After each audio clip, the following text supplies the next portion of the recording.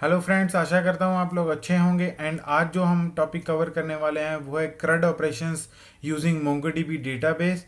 क्रड का मतलब जो है गाइस वो है create, read, update and delete.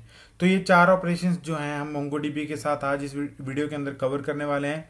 जिन लोगों को इनके बारे में नहीं पता है तो वो अपनी जो कुर्सी है उसके साथ स्टिक हो जाएं, ताकि आप लोग इस वीडियो के अंदर जो शेयर किया गया कंटेंट है वो आप जान सकें एंड उससे क्या है आप लोग जो नॉलेज है वो गेन कर सकें। तो चलिए अब बढ़ते हैं सीधा ही टॉपिक की तरफ।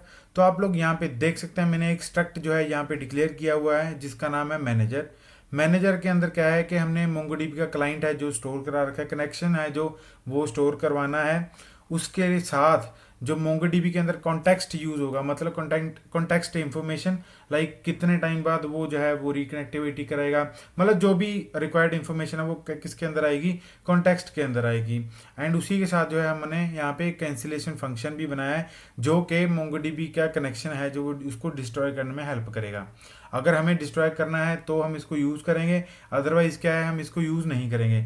तो अभी के लिए मैंने ये सभी चीज़ें जो है एक स्ट्रक्ट के अंदर स्टोर करवा ली हैं। उसी के साथ मैंने यहाँ पे एक इंटरफेस मतलब बनाया है जिसका नाम है मैनेजर। मतलब वो क्या करेगा, सारी चीज़ों को मैनेज करेगा। किस चीज़ों को मैनेज करेगा, इंसर्ट ऑपरेशन को, गेट ऑल ऑपरेशन को, डिलीट डेटा को, अपडेट डेटा को। तो ये उसके चार ऑपरेशंस हैं, इनको वो क्या करेगा, मैनेज करेगा। अब ये जो चार ऑपरेशंस हैं ये कुछ कंज्यूम भी करते हैं और ये कुछ रिटर्न भी करते हैं। लाइक इंसर्ट क्या कंज्यूम करता है, एक इंटरफेस मतलब जो है वो एज ए पैरामीटर लेता है, मतलब इसके अंदर कोई भी टाइप का डेटा भेज सकते हो आप। एंड उसके कॉरस्पॉन्डिंग ये एक चीज़ रिटर्न करता है, वो क्या है, एरर। गेट ऑल के लिए क्या है कि ये कोई पैरामीटर एक्सेप्ट नहीं करता। इसके अंदर क्या होगा कि डेटाबेस के थ्रू, मतलब जो डेटाबेस के अंदर जितना भी कंटेंट पड़ा होगा वो यूज़र में बाइंड करके ये दे देगा, यूज़र स्ट्रक्ट के अंदर बाइंड करके दे देगा। जैसा कि आप लोग स्क्रीन पे देख पा रहे होंगे, उस यूज़र स्ट्रक्ट के अंदर है क्या, नेम है, ईमेल है एंड आईडी है। उसी के साथ ये एक एरर भी रिटर्न करेगा। अगर कोई दिक्कत आती है तो वो एरर के अंदर ये रिटर्न कर देगा। वैसे ही डिलीट डेटा के अंदर क्या आता है कि कोई आईडी हम पास करेंगे, उस पर्टिकुलर आईडी पे ये क्या करेगा, डेटा को डिलीट कर देगा। अगर डिलीट करते दौरान कोई एरर आता है तो वो यहाँ से रिटर्न कर देगा। वैसे ही अपडेट डेटा के साथ है कि हम यूजर स्ट्रक्ट है वो एज इट इज़ भेजेंगे, उसके कॉरस्पॉन्डिंग जो है वो डेटा अपडेट कर देगा। अगर अपडेट के दौरान अगर कोई एरर आता है तो वो यहाँ पे रिटर्न कर देगा। अगर किसी को ये चीज़ नहीं समझ आई है तो कोई दिक्कत वाली बात नहीं है, मैं इस फंक्शन की जो डेफिनेशन है, मतलब इस मेथड की जो डेफिनेशन है, मैं वो पूरी आप लोगों को बताऊंगा। वीडियो के साथ बने रहें ताकि आप लोग जो है इन चीज़ों को समझ सकें। तो यहाँ पे मैंने उसी मैनेजर का एक वेरिएबल क्रिएट कर लिया है। अभी हम बढ़ते हैं कनेक्शन की तरफ कि हम कनेक्शन के अंदर क्या कर रहे हैं। यहाँ पे हम एक यूआरएल बना रहे हैं। उस यूआरएल के अंदर के मैंने क्या बताया हुआ है कि लोकल होस्ट कॉलन 27017। अब ये है पोर्ट गाइस मोंगोडीबी का, एंड मोंगोडीबी किस आईपी पे है, किस होस्ट पे रनिंग है, तो वो यहाँ पे मैंने मेंशन कर रखा है। अगर आप कहीं बाहर के आईपी से एक्सेस करना चाहते हैं तो यहाँ पे आपको आईपी जो है वो मेंशन करना पड़ेगा। तो अभी मैं लोकल होस्ट पे हूँ, मेरा इसी पीसी के अंदर जो है मोंगोडीबी इंस्टॉल्ड है, तो मैं इसके अंदर यहाँ पे लोकल होस्ट कॉलन 27017 जो है यहाँ पे लिख रहा हूँ। डिफ़ॉल्ट पोर्ट ये है, बट मोंगोडीबी और भी पोर्ट जो है वो अलाउ करता है। वो क्या है, जैसे 27018 और उसके बाद 27019, ये दो पोर्ट भी हैं इसके अलावा जो ये अलाउ करता है कि आप इसके ऊपर भी रन कर सकते हैं। तो उसी के साथ इस यूआरआई को हम यहाँ पे यूज़ कर रहे हैं कि भाई तू इस जो ये यूआरएल है इससे कनेक्ट कर ले एंड जो क्लाइंट है हमारा यहाँ पे रिटर्न करा दे। अगर कनेक्टिविटी के दौरान कोई भी एरर आता है, मान लो कि मेरा मोंगोडीबी जो है वो बंद पड़ा है, किसी भी वजह से बंद पड़ा है, तो वो यहाँ पे एरर रिटर्न करा देगा कि टाइम आउट हो चुका है, कि भाई हम कनेक्टिविटी है जो वो नहीं बना रहे, तो नहीं बना पा रहे। तो वो टाइम आउट का एरर कहाँ से देगा, क्योंकि जब हमने यहाँ पे इसको बोला है कि हर 10 सेकंड बाद जो है कॉन्टेक्स्ट है वो रीन्यू हो जाए, तो अगर वो नहीं कनेक्टिविटी कर पाएगा तो वो यहीं से टाइम आउट का एरर दे देगा 10 सेकंड बाद कि भाई हम नहीं कनेक्ट कर पा रहे। तो मतलब आप कुछ देखो अपने एंड पे कि आप क्या कर रिजॉल्व कर सकते हो। तो ये कॉन्टेक्स्ट इसीलिए यहाँ पे यूज़ किया हुआ है।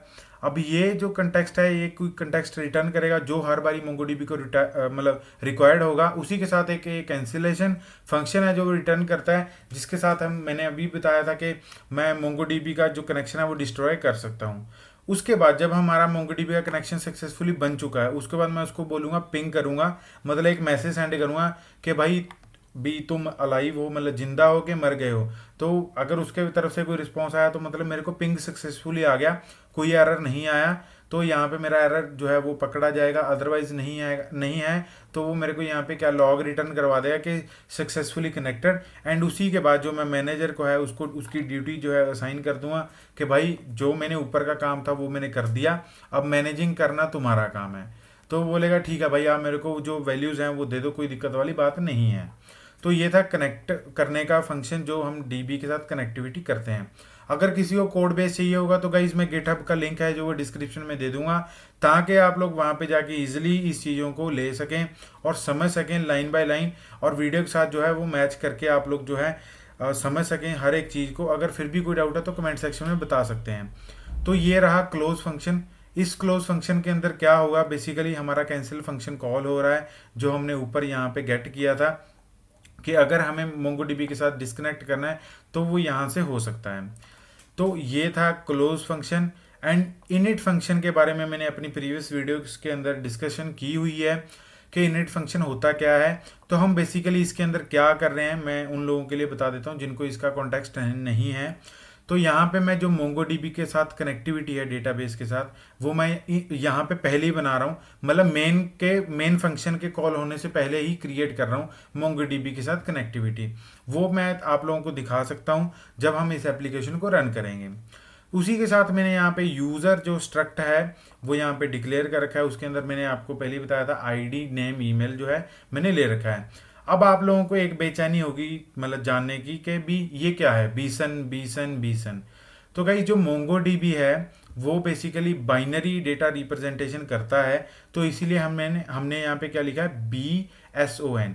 अगर जेसन में रिप्रेजेंटेशन होती तो मैं यहाँ पे जेसन लिखता। तो क्लाइंट जो है हमारा वो जेसन में डील करता है, जेसन डेटा रिप्रेजेंटेशन देता है, तो इसीलिए हम जेसन लिखते हैं। अब हमारा क्लाइंट के साथ तो कोई लेना देना है नहीं, हमारा किसके साथ लेना देना है MongoDB के साथ। तो हमने इसीलिए यहाँ पे क्या लिखा है बीसन BSON। उसी के कॉरस्पॉन्डिंग हमने यहाँ पे पैकेज भी है जो यहाँ पे मतलब इंपोर्ट कर रखा है। तो अभी बढ़ते हैं मेन फंक्शन की तरफ। मेन फंक्शन के अंदर मैंने हर एक चीज़ कॉल की हुई है, लाइक इंसर्ट करने के लिए किसी भी रिकॉर्ड को, तो मैंने यहाँ पे क्या बनाया हुआ है एक यूज़र नाम का स्ट्रक्ट बनाया हुआ है जिसके अंदर कुछ वैल्यू असाइन की हुई है, मतलब नेम एंड ईमेल जो है असाइन करवाया हुआ है, उसी के साथ मैं उसको इंसर्ट कर रहा हूँ। तो पहले इंसर्ट फंक्शन देख लेते हैं। तो इंसर्ट फंक्शन के अंदर मैंने क्या दिया हुआ है, उसी मैनेजर को यूज़ किया हुआ है। अब ये देखें गाइस, यहाँ पे मैंने मेथड कॉल किया है उसी मैनेजर की फंक्शनैलिटी है जो मैंने यहाँ पे एक्सेस की है कि डेटा इंसर्ट कर दो भाई। और उसने क्या बोला कि मैनेजर कनेक्शन जो है पहले मैं वो ले लेता हूँ, उसके साथ मैं क्या करता हूँ डेटाबेस के साथ कनेक्टिविटी करता हूँ। कनेक्टिविटी करने के बाद वो क्या करेगा, अब जो MongoDB है उसके अंदर कलेक्शंस होती हैं, टेबल्स नहीं होते हैं, तभी वो NoSQL में कंसीडर किया जाता है। तो उसके अंदर कलेक्शंस के अंदर वो देखेगा एंड उस कलेक्शन का नाम मैंने यहाँ पे दे दिया है कि इस कलेक्शन को जो है हमने देखना है। तो उसके बाद वो क्या करेगा, एक इंस्टांस बना लेगा इसका। उसी के साथ मैं उस कलेक्शन के अंदर क्या बोलूँगा कि इंसर्ट कर दो एक रिकॉर्ड को। उसी के साथ मैं उसके अंदर क्या डालूंगा, कॉन्टेक्स्ट डाल दूंगा कि ये डेटा जो है मेरा क्रिएट कर दो। उसके बाद ये मेरे को दो चीज़ें रिटर्न करेगा, रिजल्ट एंड एरर। रिजल्ट के अंदर क्या होगा, मेरा आईडी आ जाएगा, एंड अगर कोई एरर होगा तो मैंने ऊपर यहाँ वहाँ पे जो है प्रिंट करवा लेंगे हम। तो अभी मैंने यहाँ पे प्रिंट नहीं करवाया हुआ, तो हम यहाँ पे ले लेते हैं इसको एरर, एंड उसके बाद इसको जो है हम प्रिंट करवा लेते हैं। यहाँ पे मैंने इसको प्रिंट करवा लिया ताकि जो अगर कोई एरर आएगा तो हमें पता चल सके। वैसे ही गेट ऑल के लिए क्या है, वही मैनेजर का मैंने एक फंक्शन मतलब जो मेथड है वो कॉल किया। अब वही मैंने उसके साथ क्या किया, डेटाबेस के साथ कनेक्टिविटी बनाई यहाँ पे, और उसी के साथ मैंने क्या किया, कलेक्शन के साथ जो है कनेक्टिविटी बनाई। अब मैंने उसको बोला कि फाइंड, मतलब अगर आप डेटा फिल्टर करना चाहते हो तो आप इसके अंदर डेटा मतलब जो ऑप्शंस हैं वो फिल कर सकते हो, अदरवाइज क्या इसको खाली छोड़ दो अगर आपको सारा डेटा चाहिए। अभी के लिए मेरे को सारा डेटा चाहिए तो मैं इसको खाली छोड़ रहा हूँ। तो उसी के साथ मैं क्या बोल रहा हूँ, उसी कलेक्शंस के अंदर जो है मेरा फाइंड कर दो, फाइंड ऑपरेशन चला दो और मेरा जो डाटा है वो सारा निकाल के दे दो। तो वो एक कर्सर जो है रिटर्न करेगा। अब कर्सर के अंदर जितना भी डेटा होगा हम वो डॉट नेक्स्ट करके, डॉट ऑपरेशन यूज़ करके हम जो है डेटा निकाल सकते हैं, और वो फॉर लूप तब तक चलेगी जब तक उसके अंदर डेटा होगा। तो यहाँ पे जब तक ये घूमता रह रहा है तो हम क्या कर रहे हैं, डेटा को यूज़र के अंदर बाइंड कर रहे हैं, डिकोड कर रहे हैं कर्सर के अंदर से, एंड उसी के बाद जो है डेटा को अपेंड कर रहे हैं ताकि हम जो है सारा डेटा ले पाएँ। तो जब तक डेटा जब बाइंड हो रहा है ये अपेंड होता रहेगा। उसके बाद क्या है, अगर उसके दौरान कोई भी एरर आता है तो यहाँ पे वो एरर जो है उसको रिटर्न कर देगा। आई थिंक इसके लिए मैंने जो है कैच लगाया हुआ है। हाँ, यहाँ पे मैंने डेटा और प्लस एरर जो दोनों लॉग करवा रखे हैं, तो इसमें मेरे को अगर कोई एरर आएगा तो वो भी दिख जाएगा, अगर मेरा डेटा सक्सेसफुली रिटर्न हो गया तो वो भी मेरे को वहाँ पे दिख जाएगा। वैसे ही हमने डिलीट के लिए किया हुआ है। मैनेजर मतलब एक रिसीवर का जो मैनेजर है, मतलब मैनेजर को हमने कनेक्शन एक्सेस करके डेटाबेस के साथ कनेक्टिविटी बनाई। कनेक्टिविटी बनाने के बाद हमने क्या किया, उसी कलेक्शन के अंदर देखा कि डिलीट करने के लिए डेटा को अब हमने एक फ़िल्टर पास कर दिया कि भाई इस आईडी पे है जो हमने डेटा को डिलीट करना है। तो गाइस यहाँ पे मैंने bson.d लिख रखा है। ये मेथड है बेसिकली, ये एक रिप्रेजेंटेशन है, ऑर्डर रिप्रेजेंटेशन है। मतलब कि अगर आप इसके अंदर मल्टीपल फिल्टर पास करना चाहते हैं तो आपको एक ऑर्डर में लिखने पड़ेंगे। लाइक अगर मैं एक और फिल्टर पास करना चाहता हूँ तो मेरे को एक सीक्वेंस लिखना पड़ेगा, जैसे कि ऐसे। तो अभी मैं इसके अंदर क्या कर रहा हूँ, आईडी एंड उसके कॉरस्पॉन्डिंग में आईडी दे रहा हूँ, नेम के कॉरस्पॉन्डिंग में नेम दे रहा हूँ। मतलब एक क्या है, ये ऑर्डर है। तो अभी के लिए मैं इस फिल्टर को जो है रिमूव कर देता हूँ। तो bson.d का मतलब जो होता है वो क्या है कि ऑर्डर रिप्रेजेंटेशन ऑफ डेटा। तो उसी के बाद मैं इस फिल्टर को क्या कर रहा हूँ, इसी के अंदर पास कर रहा हूँ एंड उसको बोल रहा हूँ कि डिलीट वन, मतलब जो पहला रिकॉर्ड मिलेगा उसको डिलीट कर दो। एंड अगर उसी के दौरान आपको कोई प्रॉब्लम आती है तो यहाँ से एरर जो है मैं यहाँ पे रिटर्न कर रहा हूँ। और मैंने जब भी इसको कॉल किया हुआ है, यहाँ पे मैंने इसको कॉल किया हुआ है, उसी एरर को अगर कोई एरर आता है तो मतलब उसको मैंने लॉक करवा रखा है, अदरवाइज यहाँ पे नील प्रिंट हो जाएगा। तो ऐसे ही हमने अपडेट का फंक्शन बनाया हुआ है, लास्ट फंक्शन है। तो इसी के अंदर मैं क्या कर रहा हूँ, मैनेजर को बोल रहा हूँ कि कनेक्शन बनाओ डेटाबेस के साथ एंड कलेक्शन के साथ। उसके बाद मैं फिल्टर लगा रहा हूँ कि पहले तुम इस आईडी से जो है वो फिल्टर करो डेटा को, उसके बाद क्या है उसके अंदर ये डेटा को सेट कर दो। एंड उसके बाद मैं यहाँ पे ऑपरेशन मतलब क्वेरी है जो वो बना रहा हूँ, एंड फिल्टर और अपडेट क्वेरी है जो उसके अंदर पास कर दिया है। अगर उसके दौरान अपडेट के दौरान कोई भी एरर आता है तो मेरे को यहाँ से वो क्या कर देगा, रिटर्न कर देगा। तो आशा करता हूँ आप लोगों को जो सारे मेथड्स हैं वो क्लियर हो गए होंगे। अभी हम वन बाय वन कॉल करेंगे हर एक चीज़ को, ताकि आप लोग जो है अच्छे से समझ पाएँ। डेटाबेस को भी चेक करते रहेंगे कि भी डेटाबेस में रिकॉर्ड आ रहे हैं कि नहीं आ रहे हैं। तो अभी पहले मैं बाकी फंक्शंस को कमेंट आउट कर देता हूँ। पहले हम एक फंक्शन कॉल करेंगे इंसर्ट डेटा, देन उसके बाद उसको चेक भी करेंगे कि वो इंसर्ट हो भी पा रहा है कि नहीं हो पा रहा। तो यहाँ पे मैंने जो है अपना मेन फंक्शन है जो उसको मतलब मेन फाइल को रन कर लिया।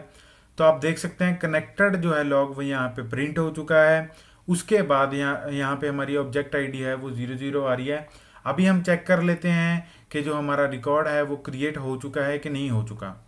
तो यहाँ पे मैं अपने टर्मिनल में आ चुका हूँ एंड उसके बाद मैं मोंगो डीबी से कनेक्ट करने के लिए मैं कौन सी कमांड चलाऊंगा, मोंगो sh। मतलब sh मतलब शेल के साथ मेरा जो मोंगो डीबी है उसको कनेक्ट कर दो। एंड उसके बाद मैं यहाँ पे क्या लिखूंगा, शो डीबीज। तो आप देख सकते हैं गो गुरु 1 2 3 हमारा जो डेटाबेस था वो था, हमने इसको बोला यूज गो गुरु 1 2 3। तो ये इसने उसके अंदर स्विच कर दिया। अभी हम इसके अंदर कलेक्शंस देखेंगे क्या है। तो इसके अंदर एक कलेक्शन है वही जो हमने क्रिएट की थी। अब इसके अंदर db.find db.collection, उसके बाद फाइंड डॉट प्रीटी मतलब कि रिप्रेजेंटेशन ऑफ रिकॉर्ड जो है वो अच्छे तरीके से हमें दिखे। तो आप लोग देख सकते हैं यहाँ पे जो हमारी रिकॉर्ड है वो यहाँ पे क्रिएट हो चुका है। इसके कॉरस्पॉन्डिंग इसकी आईडी है जो वो क्रिएट हो चुकी है। तो अभी हमारी जो आईडी है यहाँ पे वो 00 आ रही है। उसका रीज़न ये है गाइस कि यहाँ पे जब हमने यहाँ पे एक स्ट्रक्ट जो बनाया था यूज़र के कॉरस्पॉन्डिंग, तो आईडी जो थी हमने यहाँ पे मैंडेटरी कर दी थी कि आईडी जो है वो हम ही पास करेंगे। तो उसको डिस्कार्ड करने के लिए हमने यहाँ पे omit empty है वो यूज़ किया है। पहले मैं आप लोगों को ये बता देता हूँ, जो MongoDB के अंदर एक एडवांटेज होती है वो क्या है कि वो आईडी खुद ब खुद जो है वो जनरेट कर देता है हमारे लिए, हमें खुद उसको रिप्रेजेंट करने की मतलब भेजने की ज़रूरत नहीं है। तो इसीलिए मैंने पहले यहाँ पे omit empty यूज़ नहीं किया था, तो इसीलिए हमें यहाँ पे क्या दिख रहा था, 000 जो है वो दिख रहा था। तो अभी मैंने omit empty है जो वो यहाँ पे लगा दिया है। omit empty का गोlang के अंदर ये मतलब होता है कि अगर तो ये आ रही है तो ठीक है, अदरवाइज नहीं आ रही है तो भी मेरे लिए ओके है, मतलब इसको कोई फर्क नहीं पड़ता है इस फील्ड से। तो अगर मैं अभी इसको रन करूंगा तो आप लोग देख सकते हैं मैंने एक रिकॉर्ड पहले भी क्रिएट किया था एंड उसके बाद भी अभी भी एक रिकॉर्ड क्या किया है, क्रिएट किया है। तो अभी इसके अंदर कितने रिकॉर्ड होने चाहिए, 3 रिकॉर्ड होने चाहिए।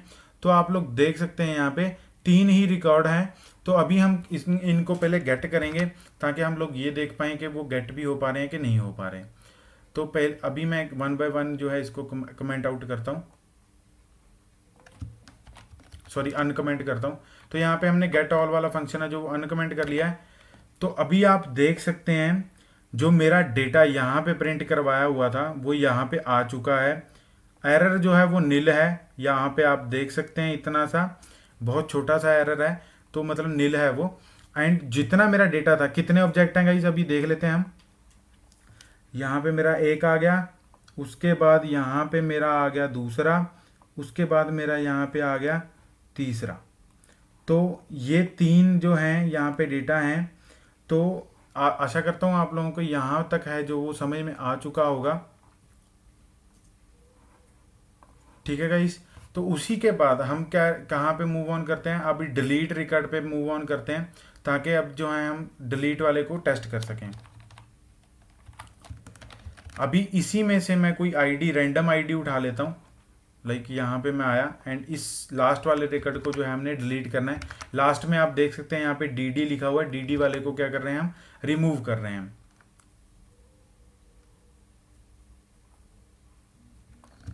यहाँ पे मैंने आईडी दे दी। आईडी देने के बाद मैं क्या कर रहा हूँ, उसके अंदर उसको कन्वर्ट कर रहा हूँ किस फॉर्म में, ऑब्जेक्ट फॉर्म में, इस फॉर्म में प्रिमिटिव ऑब्जेक्ट फॉर्म में। तो उसके लिए मेरे को प्रिमिटिव में से ऑब्जेक्ट आईडी फ्रॉम हेक्स ये एक मेथड यूज़ करना पड़ा। उसके वो क्या रिटर्न करता है, ऑब्जेक्ट आईडी जो कि MongoDB समझता है। अगर उसके दौरान कोई भी एरर आता है तो मेरा यहाँ पे वो पकड़ा जाएगा, वो प्रिंट हो जाएगा। एंड अदरवाइज क्या है कि वो ऑब्जेक्ट आईडी जो है वो डिलीट डेटा के अंदर पास कर देगा एंड वो कॉरस्पॉन्डिंग डेटा जो है वो डिलीट हो जाएगा।